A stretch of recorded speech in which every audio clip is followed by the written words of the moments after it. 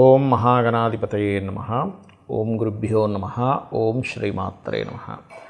పరమేశ్వర స్వరూపమైనటువంటి జ్యోతిష, వాస్తు మరియు ఇతర అనేకమైనటువంటి శాస్త్రములను మనకు అందించినటువంటి మహర్షులకి నమస్కారం.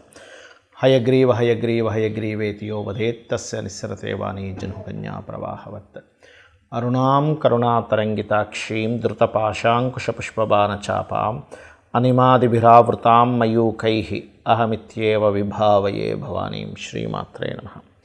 ప్రేక్షకులకి ఆ లలితాంబిక అమ్మవారి యొక్క అనుగ్రహం పరిపూర్ణంగా కలగాలని మనస్ఫూర్తి కోరుకుంటూ మనం డిసెంబర్ మాసంలో అసలు గ్రహస్థితి ఏ విధంగా ఉంది అని చెప్పి చూసుకున్నట్లయితే ఈ మాసంలో 3 గ్రహాలు వక్రించి ఉంటాయి. అందులో ప్రధానంగా గురువు వృషభ రాశిలో వక్రించి ఉంటున్నాడు, కుజుడు కర్కాటక రాశిలో వక్రించి ఉంటున్నాడు. అదేవిధంగా శని కనుక చూసుకున్నట్లయితే వక్ర త్యాగం అయిపోయింది ఆల్రెడీ శనిది.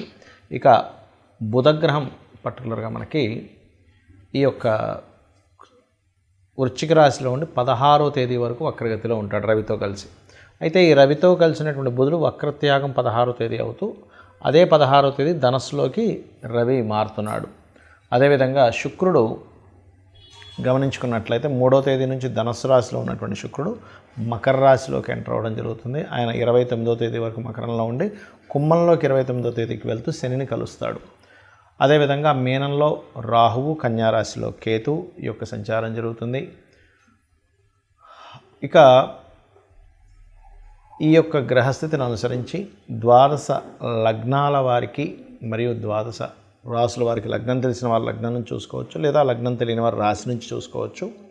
ఎటువంటి ఫలితాలు జరగనున్నాయి, ఏ విషయాల పట్ల మీరు జాగ్రత్తగా ఉండాలి అనేటువంటి విషయాలు చెప్తుంది. నేనైనప్పటికీ కూడా చెప్పిస్తుంది సాక్షాత్ లలిత అమ్మవారిగా భావిస్తూ ఒక్కొక్క లగ్నము రాశి గురించి తెలుసుకుందాం. మిథున లగ్నము, మిథున రాశి. మీకున్నటువంటి రాశ్యాధిపతి అయినటువంటి బుధుడు 6వ స్థానంలో వక్రించున్నాడు. దీనివల్ల రుణ విముక్తి యోగము, అంటే రుణాల నుంచి విముక్తి కలుగుతుంది. కాకపోతే మీరు ధన సంబంధించినటువంటి విషయంలో బ్యాంకు ట్రాన్సాక్షన్స్ కానీ ఎవరికైనా మనీ ఇవ్వడం తీసుకునేటువంటి అంశాల్లో పర్టికులర్గా 7, 8 తేదీలు కాస్త జాగ్రత్తగా ఉండండి. మరలా అదే 9, 10 తేదీలు మాత్రం ఎట్టి పరిస్థితుల్లో ఉద్యోగం కోసం ఎవరికైనా ధనం ఇచ్చేటువంటి అంశాలు మాత్రం పెట్టుకోకండి 9, 10 తేదీలు. అదేవిధంగా ఈ యొక్క 16వ తేదీ నుంచి రవి 7వ స్థానంలోకి వెళ్తున్నాడు కాబట్టి కాస్త 16 నుంచి జనవరి 14వ తేదీ వరకు ఆల్మోస్ట్ ఏంటంటే కొంచెం పార్ట్నర్స్తో కానీ జీవిత భాగస్వామితో కానీ కొంచెం ఏదైనా అనవసరమైనటువంటి ఈగో క్లాషెస్ వచ్చే ఛాన్సెస్ ఉన్నాయి. కాబట్టి ఆ యొక్క విషయాల పట్ల కాస్త జాగ్రత్తగా ఉండండి. అదేవిధంగా కాస్త శత్రువులు మిత్రులయ్యేటువంటి యోగం నడుస్తుంది. 4వ స్థానంలో మీకు కేతు యొక్క సంచారం జరుగుతుంది కాబట్టి చదువు విషయంలో ఏదైనా ఒక సబ్జెక్ట్ని ఎంచుకునే అంశం కావచ్చు, ల్యాండ్స్ లేనట్లయితే అపార్ట్మెంట్స్ కానీ ఏదైనా తీసుకునేటువంటి విషయాల్లో కావచ్చు, ఖచ్చితంగా జాగ్రత్తగా చూసుకొని మీరు నిర్ణయం తీసుకోవాలి. అదేవిధంగా ఇక్కడ ఈ యొక్క అష్టమాధిపతి భాగ్యస్థానంలో ఉన్నందుకు పర్టికులర్గా ఇది కొంచెం ఉద్యోగ సంబంధించినటువంటి విషయాల్లో మార్పుల్ని, అంటే శని సహజంగానే కర్మకారకుడు కాబట్టి 9వ స్థానంలో ఉన్నాడు కాబట్టి ఉద్యోగం విషయంలో కొంత స్ట్రెస్ని, మార్పుని ఇస్తూ ఉంటుంది. కాకపోతే విదేశాల్లో ఉద్యోగం చేసేటువంటి వారికి మాత్రం అనుకూలమైనటువంటి వాతావరణం ఉంటుంది, అందులో ఎటువంటి సందేహం లేదు. ఇష్టపడిన వారిని వివాహం చేసుకోవాలనుకునేటువంటి ప్రయత్నాలు కూడా కొంతవరకు ఫలిస్తాయి. కాకపోతే ఇక్కడ ఎక్కువ ప్రయత్నం చేయవలసిన పరిస్థితి వస్తూ ఉంటుంది. బికాజ్ ఆఫ్ సప్తమ మనకి చూసుకున్నట్లయితే 3వ తేదీ వరకే ఈ యొక్క 7వ స్థానంలో శుక్రుడు ఉంటాడు, పంచమాధిపతి. కానీ 3వ తేదీ తర్వాత ఎప్పుడైతే శుక్రుడు అష్టమంలోకి వెళ్తాడో ఆ అష్టమంలోకి వెళ్ళినటువంటి ఇది ఏమిటంటే పర్టికులర్గా మీ యొక్క సంతానానికి ఏదైనా పూర్వీకుల ఆస్తులకు సంబంధించినవి కాస్త సంక్రమించడం కానీ ఇటువంటివి గోచరిస్తున్నాయి. బట్ ఇక్కడ ఏంటంటే 4వ స్థానంలో కేతు ఉన్నందుకు మాత్రం పర్టికులర్గా ఏదైనా ఎలక్ట్రానిక్ డివైజెస్ కొనుక్కునేటువంటి అంశాల పట్ల కూడా కాస్త జాగ్రత్తగా ఉండాలి. ఇక మీరు చేయవలసినటువంటి దేవత ఆరాధన ఏమిటి అని చెప్పి చూసుకున్నట్లయితే మీరు లలిత అమ్మవారి యొక్క ఆరాధన ఎక్కువగా చేయండి. మరియు అదేవిధంగా ఇందాక మనం మాట్లాడుకున్నాం ఇది 7, 8 తేదీలు కాస్త మనీ రిలేటెడ్ మ్యాటర్స్ విషయంలో జాగ్రత్తగా ఉండాలి. పెద్ద మొత్తంలో డబ్బులు ట్రాన్స్ఫర్ చేసేటప్పటిది ఆ పర్టికులర్ ఆ 2 రోజులు కూడా మీరు దుర్గా ఆలయానికి ఎక్కువగా సందర్శించండి. ఎంత దుర్గా ఆలయాలకు వెళ్ళి నిత్యము కనుక ఓం దుమ్ దుర్గాయ నమః అనే నామస్మరణ కనుక చేసినట్లయితే త్రుటిలో తప్పడం అంటూ ఉంటారు. అబ్బా నేను ఈ పని చేయడం వల్ల నాకు సేఫ్లో ఉన్నాను, ఈ డబ్బు పోకుండా అంటూ ఉంటాను చూసారా, అటువంటివి జరుగుతాయి. ఇక మీరు నిత్యము చేయవలసింది లలిత అమ్మవారి యొక్క ఆరాధన చేస్తూ గోవుకి 4 ఉండలు, అది ముఖ్యంగా బెల్లంతో చేసిన 4 ఉండలు, కాస్త గ్రాసము తినిపించండి, అన్ని విధాలా బాగుంటుంది. చాలామంది నన్ను అడుగుతుంది ఏంటంటే వాళ్ళ జన్మజాతకాల్లో ఏదైనా వక్రగ్రహం ఉన్నట్లయితే ఏమిటి ఫలితం అని అడుగుతున్నారు. ఇది నాడీ ఆస్ట్రాలజీలో మనకు చూడండి, చాలామంది జాతకాల్లో ఈ పలానా గ్రహం వక్రించిందండి, ఈ పలానా గ్రహం అంటే శని కావచ్చు, గురువు కావచ్చు, వీళ్ళు వక్రించారని చెప్తుంటారు. అయితే ఇక్కడ ఏంటంటే ఫస్ట్ ఆఫ్ ఆల్ మనం అర్థం చేసుకోవాల్సింది, రాహువు కేతువు ఈ 2 ఎప్పుడు వక్రగతిలోనే ఉంటాయి, అంటే వెనక్కి తిరుగుతూ ఉంటాయి. బికాజ్ ఆఫ్ అది కాలం అయిపోతుంది, రాహు అంటే కాలము అయిపోయినటువంటిది కాబట్టి కాలానికి కారకుడైనటువంటి రాహు వెనక్కి వెళ్ళిపోతుంది కాలము అనేటువంటి సంకేతంతో. అయితే మిగతా గ్రహాలు ఏవి అంటే రవిచంద్రులు అయితే అసలు వక్రించరు ఎప్పుడు కూడా, ఎందుకంటే సమయం వెనక్కి రాదు కాబట్టి ఈ రవిచంద్రుల ద్వారానే మనం సమయాన్ని తెలుసుకుంటూ ఉంటాం. ఇవాళ ఈ తిథి, ఈ నక్షత్రము, ఇంత సమయం గడిచింది, రవి నడినెత్తున వస్తే మనకి మధ్యాహ్నం అయిందని, సాయంత్రం అయితే అటు వెస్ట్ వైపు సూర్యుడు కనిపిస్తే సాయంత్రం అవుతుందని మనం తెలుసుకుంటూ ఉంటాం. తిథులను బట్టి చంద్రుడు ఉండేటువంటి ఇది కాబట్టి అది ఎప్పుడు వక్రించమంటే కాలం వెనక్కి తిరిగి రాదు కాబట్టి అవి వక్రించవు ఎప్పుడు కూడా.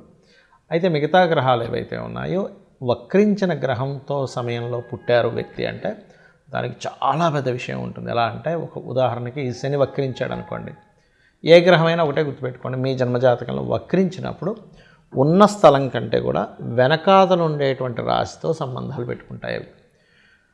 అంటే ఒక్కొక్కసారి ఆ వక్రించడం వల్ల మంచి జరుగుతుంది, ఒక్కొక్కసారి ఇబ్బంది ఉంటుంది. ఎలా అంటే ఉదాహరణకి మేషరాశిలో శని, మేషరాశి కాకుండా మేషరాశి తర్వాత అయినటువంటి రాశిలో శని భగవానుడు వక్రించాడు, అంటే వృషభంలో శని వక్రించాడు.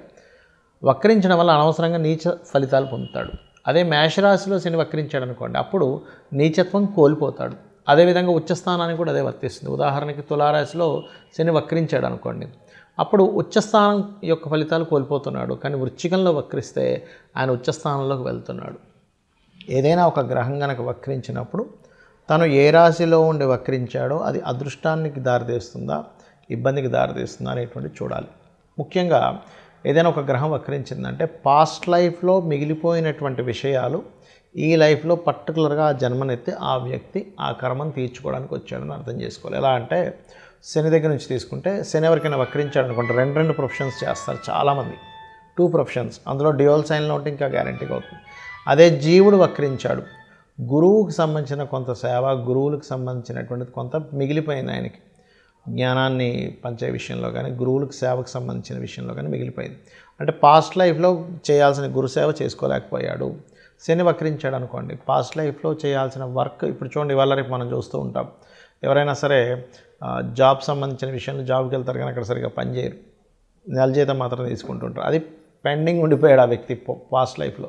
అందుకని ఈ జన్మలో ఎక్కడైతే జాబ్ జాయిన్ అవుతాడో అక్కడ 2 పనులు చేయాల్సి రావడం ఇట్లాంటివన్నీ వస్తూ ఉంటాయి. But it's depend on a రాశిలో ఏముందనేటువంటిది. అయితే ఈ వక్రగతి ఉన్నప్పుడు మనం అమ్మో ఏమవుతుందని భయపడాల్సింది లేదు. అక్కడ అసలు అది ఏ యోగాన్ని ఇస్తుంది, ఒక్కోసారి అద్భుతమైన యోగాన్ని ఇస్తుంది, ఒక్కోసారి ఇబ్బందిని ఇస్తుంది.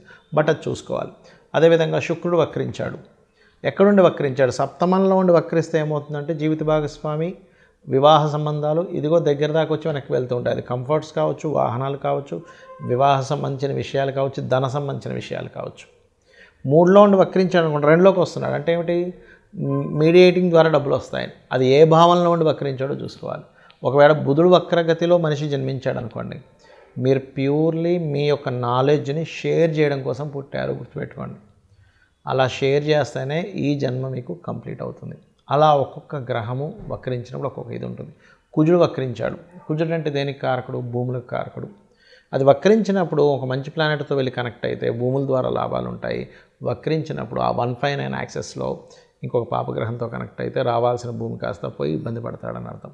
సో దానికి ఏం చేయాలంటే వక్రించిన గ్రహాన్ని మనం చూసినప్పుడు అది వెళ్ళి ఏ గ్రహాలతో కంజంక్ట్ అవుతుంది, ఏ గ్రహాలతో చూడబడుతుందో తెలుసుకొని దానికి సంబంధించిన రెమెడీ చేసుకుంటే ఈ వక్రగతి ఒకవేళ ఇబ్బందికరంగా ఉంటే ఆ ఇబ్బందికరమైన పరిస్థితులు తగ్గుతాయి. బాగున్నట్లయితే మనం ఏం రెమెడీ చేసుకోకర్లేదు, అద్భుతంగా ఉంటుంది. ఆ రెమెడీస్ కూడా చిన్న చిన్నవి, గోవుకి తినిపించడము, గ్రహాలకు దీపారాధన చేయడము, లేనట్లయితే అమ్మవారి నామాల్లో ఏదైనా ఒక మంత్రం చేసుకోవడం చేస్తూ ఉండాలి. శని వక్రించాడు ఉదాహరణకి, శని వక్రగతి వల్లే ఇబ్బందులు వస్తున్నాయి అనుకోండి, ఎందుకంటే కర్మకారకుడు కాబట్టి వాళ్ళు చేయవలసిన మంత్రం ఏమిటంటే ఓం అనాకలిత సాదృశ్య చుబుక శ్రీ విరాజితాయ నమః. జుపిటర్ వక్రించి నీచ స్థానంలోకి వెళ్తున్నాడు. అలాంటప్పుడు జయ గురుదత్త, శ్రీ గురుదత్త అనే నామస్మరణ చేయండి. బుధుడు వక్రించడం వల్ల ఇబ్బందులు ఎదుర్కొంటున్నారు మీరు. అందరికీ ఇబ్బందులు ఎదుర్కోవాలని లేదు. అది ఏదైనా నీచ స్థానంలోకి వెళ్ళినా పాపగ్రహాలతో కంజక్ట్ అయినప్పుడు మాత్రమే. అప్పుడు విష్ణు సహస్రనామాలు చేయండి, లేదా ఓం నమో నారాయణాయ అనే నామస్మరణ చేయండి. శుక్రుడు వక్రించాడు, లలితా సహస్రనామాలు చేయండి, లేదా ఓం శ్రీమాత్రే నమః అని చేసుకోండి. కుజుడు వక్రించాడు, ఇబ్బంది పడుతున్నారు మీరు, ఉదాహరణ కుజ సంబంధంగా, అప్పుడు ఏంటంటే ఓం స్కందాయ నమః అనే నామస్మరణ చేయండి. ఎందుకంటే వక్రగతి మీరు మీ పాస్ట్ లైఫ్లో చేయాల్సినటువంటి కొన్ని పెండింగ్ కర్మాస్ క్లియర్ చేసుకోవడానికి జన్మెత్తారని అర్థము. కాబట్టి ఇలా చూసుకొని చేసుకోండి. అన్ని విధాలా మీకు అమ్మవారి అనుగ్రహం ఉండాలని, కలగాలని మనస్ఫూర్తిగా కోరుకుంటూ శ్రీమాత్రే నమః.